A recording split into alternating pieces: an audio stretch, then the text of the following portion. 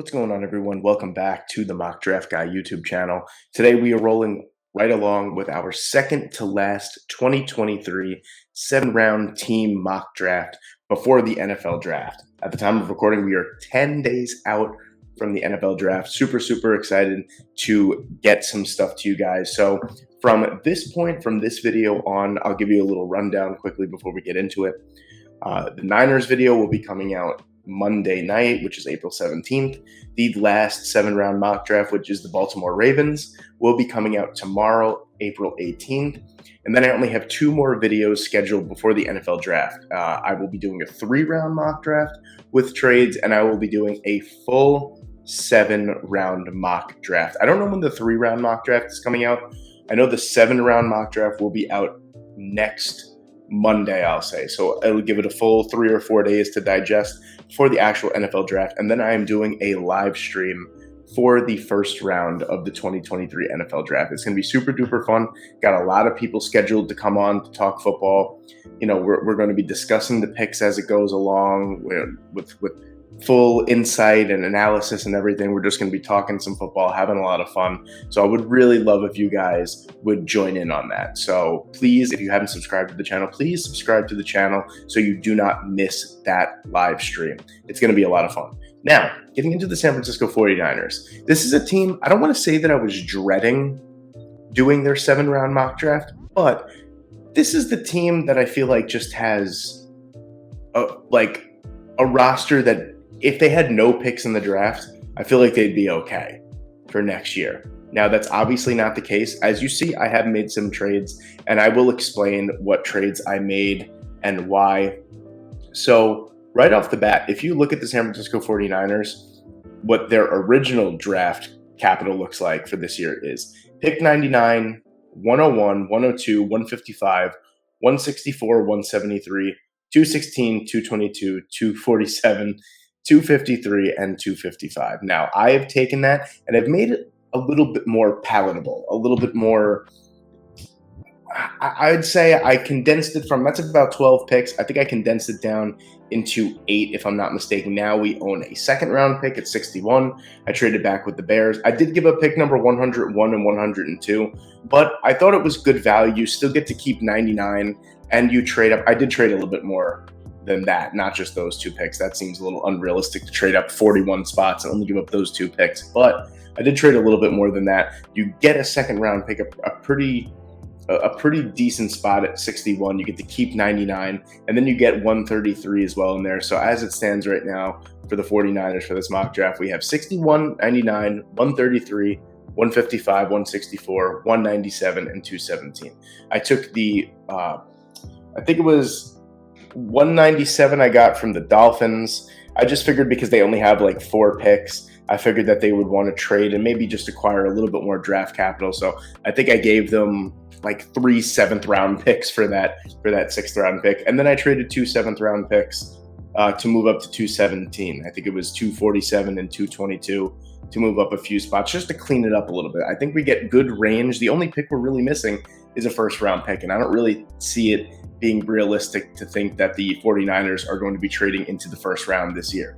But I think they got a nice array of picks here. Another thing, too, was at the time of recording, the 49ers only have about $5 million in cap space, and to sign their draft class that would have had 11 or 12 picks, it would have cost them about $9.6 million. So I think I've made it a little cheaper. Now, I know the slot value is a little bit different now that we have a 2nd-round pick, but we're eliminating 2 of those 3rd-round picks as well. A lot of 7th-round picks we're getting rid of as well.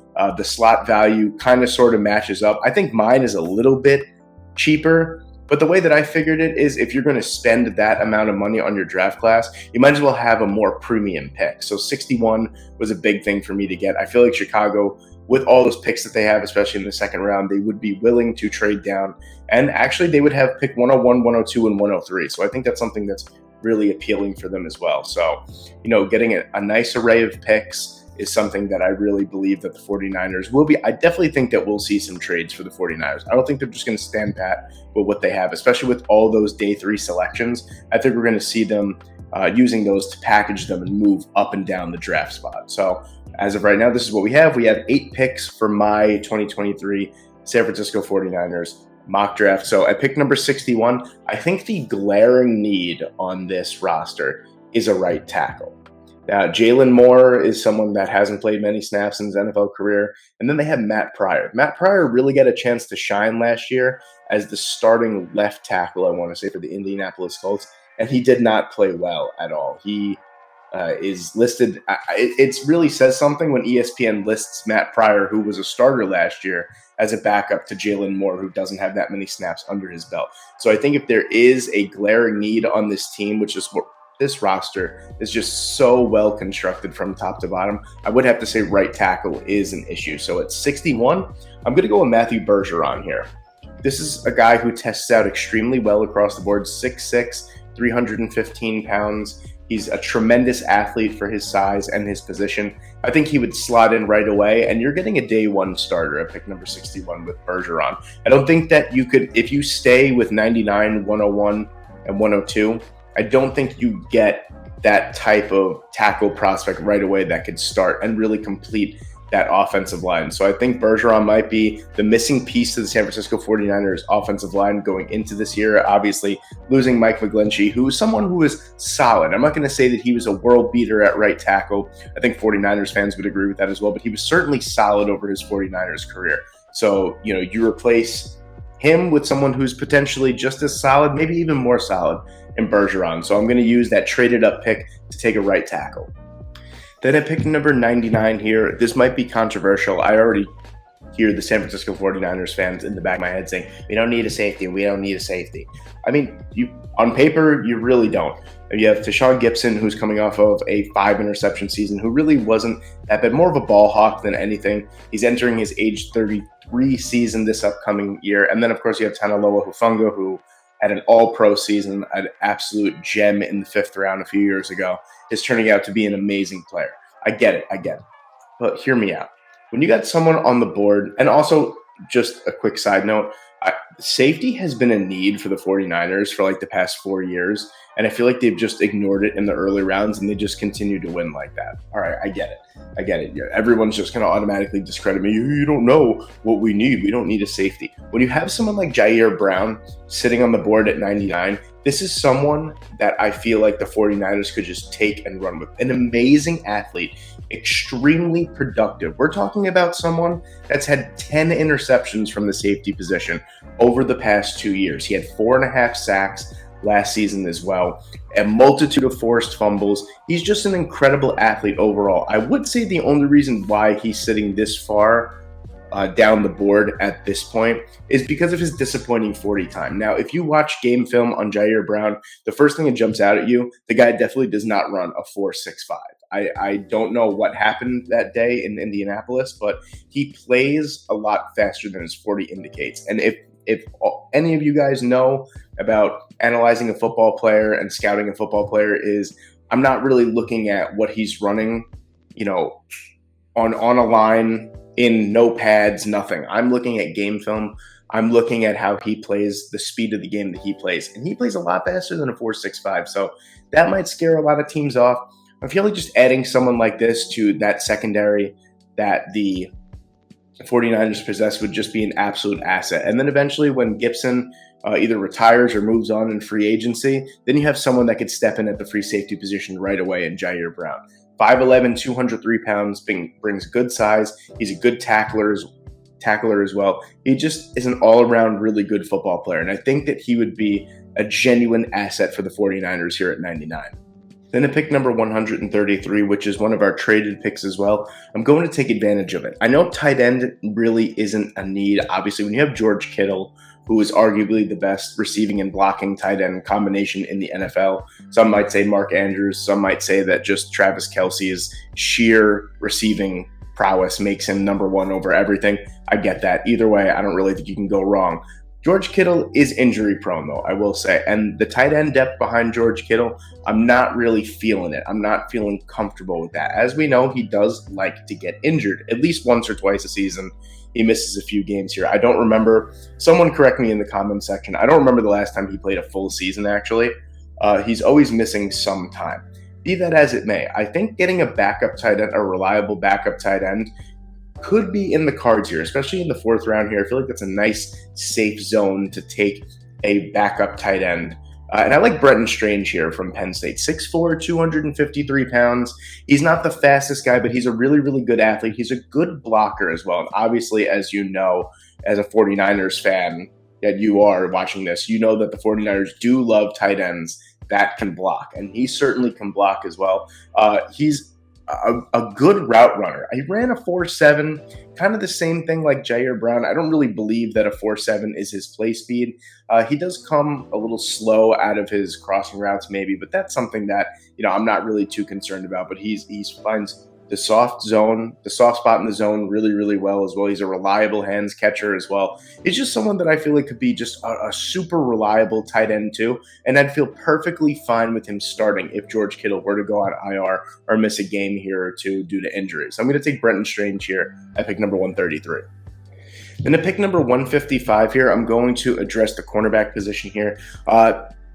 Good depth from the cornerback position. One thing that I noticed, though, Jimmy Ward last season was taken away from his safety position and put in the nickel cornerback role, and he actually played pretty well in the nickel corner. He is a free agent. He's not on the 49ers right now, or did he sign somewhere? I think he signed with the Houston Texans, actually. I could totally be wrong about that off the top of my head, but he's not on the 49ers is what I'm trying to say. Catrell Clark is someone that I really like in this draft class at this point in the draft, because this is someone who is one of the best nickel cornerbacks in the entire class. I think you're looking at DJ Turner, Clark Phillips, guys like that, maybe even Starling Thomas the fifth, Mekhi Blackman. You're looking at those guys. I feel like Catrell Clark doesn't get enough recognition for how good of a nickel cornerback he could be at the next level. And since I feel like that's really what the 49ers are missing in their secondary right now, if he's still on the board at 155, I'm going to take him. And I can honestly see him starting day one at the nickel cornerback position. The pick number 164 here, I'm going to go with a little interior offensive line depth. I like Braden Daniels a lot, mainly just because of his versatility. He's played all three interior offensive line positions in his career at Utah. Probably best translates to a center at the NFL level, but like I said, just the experience alone makes me feel a little bit better. He could be a valuable depth piece at pick number 164. I mean, this is the money round for the San Francisco 49ers. This is where they find their hidden gems. So Braden Daniels could definitely be a hidden gem. Maybe not start right away. He could possibly take over for Jake Brendel when the time it may be right, who knows, but someone that I think could add a lot of value as a depth piece on the interior of the offensive line. Another valuable depth piece I'm going to go with here, I'm going to look at the linebacker position here. After losing Azeez Al-Shaair, I feel like Oren Burks is a good replacement, but I feel like you're still going to need someone else to possibly rotate in and out. Ventrell Miller is someone I like a lot.